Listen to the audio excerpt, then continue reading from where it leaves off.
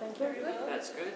For those of you that do not know me, my name is Kieran Taylor, and despite the fact that I look like a regular person, I actually have an invisible illness. So while I look like your average person, in fact I have a war raging on inside my body. As a result, I can be perfectly fine 1 minute and a complete mess the next. The condition I have is called conversion disorder, which essentially means that my brain takes my emotions and converts them into physical symptoms in uncontrollable ways. Now, while there is no cure for conversion disorder, I believe I still can get better. The reason being is conversion disorder is a psychological disorder. So if I can find the trauma and deal with that, then I should be able to get better. I wasn't always this way. In fact, I only developed this condition about 4 years ago. On Christmas Day, in fact, I tried to get a refund on it, but apparently Santa doesn't take refunds. On Christmas Day, I woke up and had 6 jerks in my right shoulder. I told my mum, I didn't think much more of it. That was until the next day, when my right shoulder was just jerking up and down uncontrollably, all day long. This was really distressing for me. I didn't know what was happening to me. The next day got worse, and now both of my arms were joining in on the dance party. The following day, my right leg was joining in, and the day after that, both legs were joining in. However, on that 4th day, I was also having full-body seizures. For those of you who do not know what a seizure is simply the body shaking in an uncontrollable and violent way. For most people that have seizures, they remain unconscious throughout them. However, the odd thing about mine is I remain conscious throughout them. This means I can still see, hear, and speak throughout my seizures. I still don't have any control over them, but having conscious thought throughout them does mean I still have a lot of memories of having seizures. The memories of being shaken around like some limp doll, and I have no control over what my body is doing, is not a pleasant memory to have. Seizures are only a small part of what I've had to go through in the last 4 years. Once in Canada, I had 18 seizures in just an hour. Some other things that I've gone through was being stuck in the wheelchair, because my body was contorted up and I couldn't walk because of that. It was really distressing for me when I wouldn't be able to speak or I wouldn't be able to see. I just lost 2 things in life that we take for granted. And I knew it would only be for a short while, but it still scared me. It scared me that I was unable to see or communicate. I couldn't know what anything around me was happening, and that was really scary. And what made it worse is that I was unable to communicate. It was incredibly painful to have my body contort itself into weird positions. It was even worse when I had seizures in those weird positions. I was screaming in pain. It was torturous. But despite the fact that my life has been like that, I kept going. For the 4 years I've had this disorder, I've gone through a lot of struggles and difficult times. I've had seizures, times where I can't walk, times where I can't even move. Sometimes I cannot see or talk. Sometimes I can contort my body into weird and painful positions. However, through all of these difficult struggles, I keep going. I get up and I keep going. If I have a seizure and I drop to the ground violently, I'll walk, so I'll keep on going. If I can't walk, I'll just wait till I can walk and I'll keep going. If I can't see or talk, I'll again just wait until I can keep going. Now, a lot of the time I didn't want to keep going, and so I stayed stuck. But as soon as I kept on pushing with my pedal, I started to get somewhere. Some of the hardest conditions I faced was when my condition got really violent. Just out of the blue, I'd get up and try and strangle my mum to death. I couldn't do a damn thing about it. I just had to watch my hands squeeze tighter and tighter around my mum's neck. And at this stage, I'm bawling my eyes out saying, I'm sorry, I'm really sorry. I'm so sorry. But my hands just kept squeezing. Here's my body trying to kill my own mother, and I can't do a damn thing about it. It really devastated me. I also felt really angry towards myself that I would do such a thing. I blamed myself for not being able to control the uncontrollable. I would continually blame myself for doing all of these uncontrollable things, like seizures and throwing knives and chairs and lounges. I would blame myself for not being able to walk and have to have people push me around in a wheelchair. I would blame myself because in my mind I was a burden on everyone in my life. I had to be constantly supervised. We couldn't go to certain places because it was too cold or maybe too loud. And I would blame myself for preventing my family from going out and doing fun things. And because I blamed myself for all this, I started to punish myself. I would punish myself by strangling myself and smashing my fists into my head. I mean, how stupid is that? I shouldn't punish myself for something I have no control over.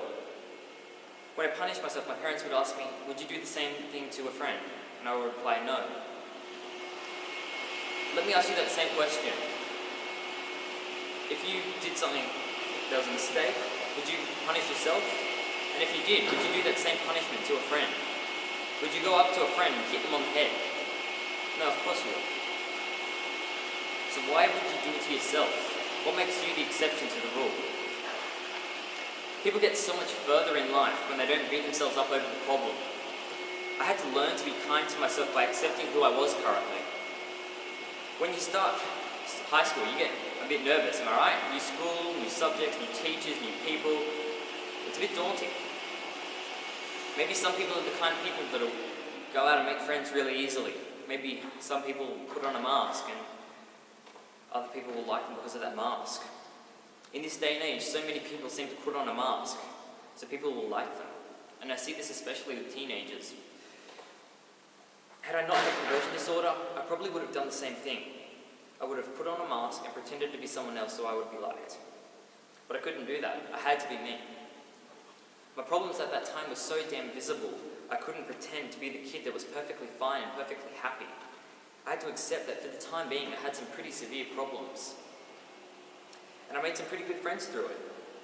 I can remember at a swimming carnival, I froze up in the pool and my friends tipped me over onto my back and floated me around the water until I came out of it. My friends accepted who I was, and this helped me to accept myself for who I was. But sometimes being myself was really hard. I was walking home from the bus stop one day, and my mum was coming to pick me up.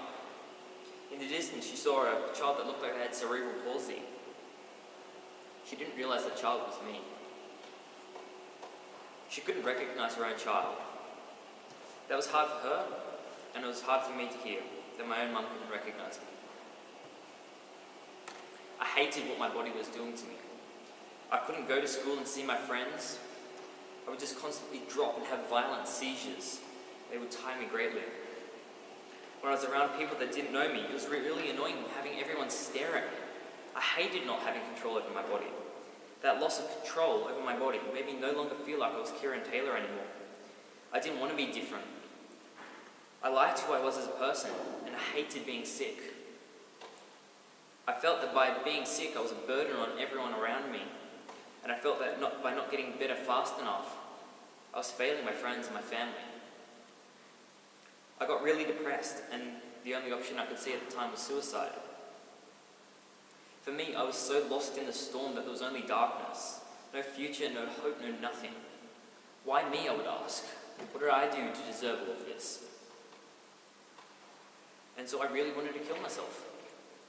If I was dead, I wasn't a burden on others. If I was dead, there wouldn't be no symptoms. If I was dead, there would be no more pain. It looked like a really good option.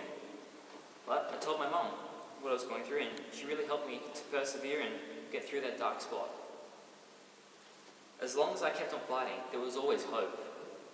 It was only when I would give up that there would be no more hope left. And so I did my best to keep on fighting. I didn't let my problem define who I was, but as time went by, that light of hope got bigger and bigger. I could finally see there was a chance of getting rid of this hell. Even on my bad days, when I don't want to do a single thing, and I'm just sitting around, I'm still getting through the day, I'm still taking on each day, and so I'm still going. I'm still persevering. I still take on each day one day at a time, and I know that eventually, maybe not today, or then tomorrow, I'll get to that finish line. Maybe one day, just maybe not today. And I have faith that I'll get there. And faith is something that has really helped me out over the last 4 years. I place my faith in Jesus Christ, and He has been there with me each day, helping me persevere. In my heart, I truly believe that me getting sick was not to torture me, but to forge me. I wouldn't be here, standing, talking to all of you, had I not fallen sick. And even though I've suffered in this life, I can use those sufferings to help others to the best of my abilities. I would not be able to relate to people with depression, suicidal tendencies, people that are in wheelchairs or having seizures, had I not been sick. I may have suffered in this life, but without my sufferings, I wouldn't be the person I am today. I've been teased and called a liar and a manipulative person, and it hurts. It really does hurt you. Because when enough people start saying that to you, you start to believe it. Because when enough people say it, that must mean it's true. So many doctors have believed that my symptoms aren't real. So many doctors think I'm trying to get out of class or whatever. So many doctors think I'm just trying to get a bit of attention. And these words send you down on a spiral, a very negative spiral, and you just keep feeling worse and worse and worse. By just saying those simple words like, well done, or that was a great job you did there, the positive impact it made on me was monumental. The impact you could make on someone else's life could be greater than that. The inspiration you provide, whether it be via encouragement or support, has the potential to save a life. You have no idea what people are going through behind closed doors, and that bit of encouragement might just be the thing that brings them back from the edge, giving them a new outlook on life. Isn't that worth being kind? We go through enough hard times in our life already. We don't need other people to make it tougher for us, because life is tough enough already. Life was really tough for me when I was in the wheelchair. I couldn't do as many things that I would have liked to have done, but being in the wheelchair did help me learn something. My favourite singer, Delta Goodrum, was coming to Penrith to promote a new album. However, I couldn't join in the crowd because I was in the wheelchair. So they had to put me right up in front of the stage. I didn't complain, I had the best seat in the house. But because she had gone through difficult times when she was younger with cancer, and I was a teenager that was quite obviously going through some hard times, she gave off that feeling of understanding, but she also gave me a sense of hope. After she had finished her performance, she came down off the stage and talked to me, gave me a hug, a kiss, got my photo taken with put in the newspaper, and that really meant a lot to me. She knew what it was like to go through hard times, and so she spent some time with myself. And granted, these two things were completely different, our situations, but she got through her hard times and she came out stronger. It gave me the hope that I can get past my difficult struggles and come out strong just like she did. Now, while she didn't understand the situation I was in, nor I her situation, she gave me a little bit more of a fighting spirit because she got through her problem. She, along with many others, helped to inspire me to keep on fighting so I can get to that finish line. And I don't care what it takes for me to get to that finish line. I'm going to get there. You see, individually we all have a choice. We can choose to give up on our situation, or we can choose to keep on going. To keep taking all the crap that life throws at us. I didn't get this far to being better by giving up on my situation. At times I most certainly wanted to give up, but I didn't. I kept on going. People tell me that I'm an inspiration. Why do these people view me as that? I didn't understand it, and I would ask myself and other people. And I was told that it was because I didn't sit around and just, let it consume me. I endured and kept going despite what was being thrown at me. Everyone here can inspire someone else. You don't have to have a massive problem like I have to get through it. You can simply inspire someone by encouraging them, by supporting them, by being positive towards them. Yes, life is hard. Yes, life is difficult, but we can't achieve our goals without pushing on. My goal is to be better from conversion disorder, and I think I'm almost there. Do you think I would be there had I not pushed through those hard times? Of course I wouldn't be. It's in those hard times that I learned how to be strong. I could not possibly learn how to be a strong person if my life was all easy. I had to go through hell and fight my way back out of it to really learn how strong I was. I learned how to accept myself for where I was, and I learned how to push through hard times. Because like I said earlier, we all have a choice, including me. I chose to push through the hard times to the best of my abilities, and do the best I could with what I had. Did I like what I had at times? No, of course not. I hated going to see all the doctors and all the specialists and the naturopaths and every other person I've seen. I hated it. I was throwing massive tantrums, about going to see all these people. And then after a while, because my mum was persistent, we found some people that have been able to help me. And it's a beautiful thing being healthy. We take it for granted because most of us, a lot of the time, are healthy. I mean, occasionally we'll get the cold or the flu, but to be sick day in, day out for years, you start to realize how much you took for granted. Like the ability to see, speak, or walk. I never realized how beautiful the gift of sight was until I started to lose it for short periods of time. The ability to speak is so beautiful. Or the ability to walk, to dance, to whatever is just so damn beautiful. But it's not just abilities and senses that are beautiful, it's people as well. To everyone here, you are all beautiful. Beauty does not have to be external. It can be internal as well. So don't let your mind or other people's minds tell you that you aren't beautiful. Because there is something beautiful inside each of us. Maybe you can't tell what that is at the moment, and that's okay. When I first got sick, I couldn't tell what was wrong with me. Nobody could. Not a single damn person could tell me why I had fallen sick. And then almost 2 years later, we found out what I had.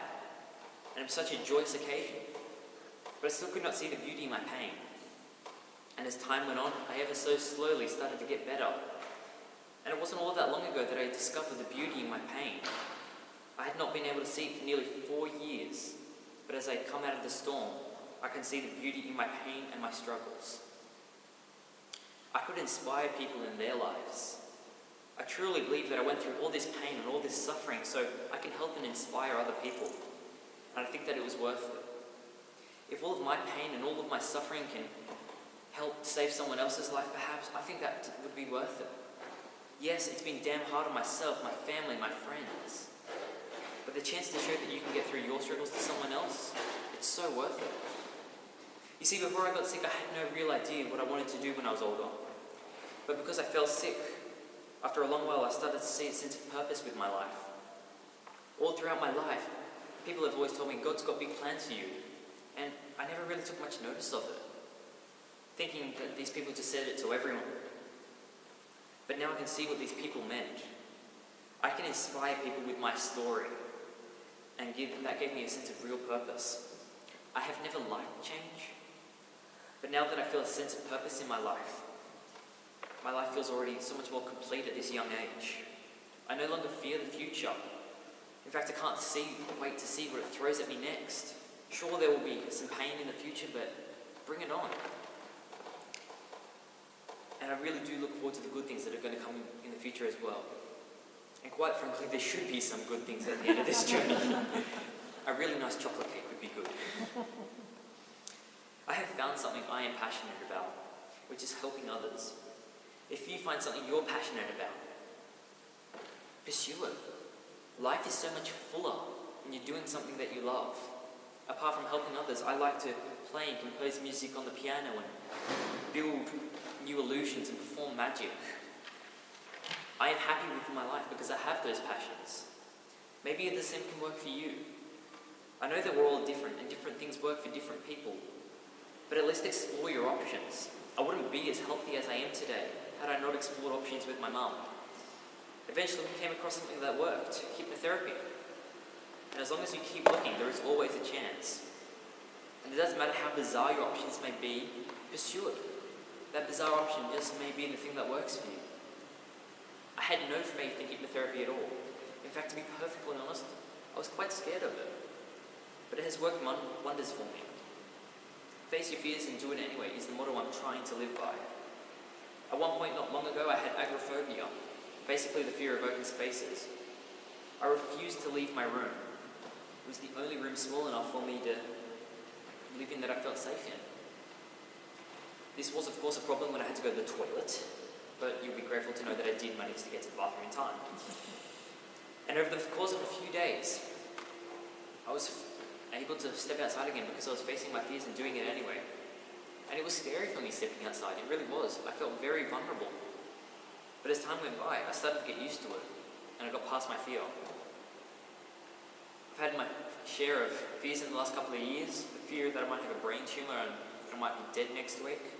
The fear of staying sick forever, or the fear of shoes with teeth. And yes, that was true. I I had a small bit of paranoia about the shoes in the shoe shop, that they had teeth and were going to bite me. I've experienced many horrible things in my life, but life is not full of negativity, unless of course I choose to only look at the negatives.